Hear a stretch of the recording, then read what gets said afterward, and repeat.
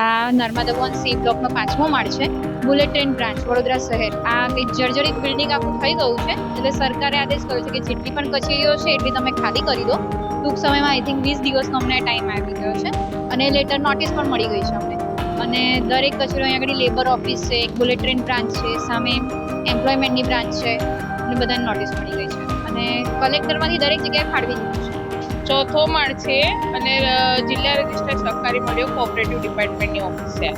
અમારું રિનોવેશન માટે 2015માં સરકારે 32,70,00,000 જેવી ગ્રાન્ટ પીડબ્લ્યુડીમાં જમા કરાવેલી.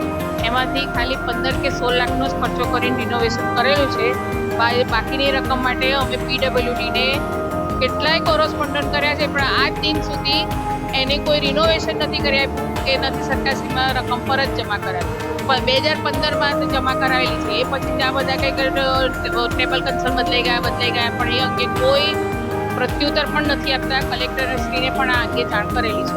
નાયબ કલેક્ટર સ્ટેમ્પ ડ્યુટી મૂલ્યાંકન તંત્ર વડોદરા વિભાગ 2 છઠ્ઠી માળી ઓફિસ આવેલી છે અમારી.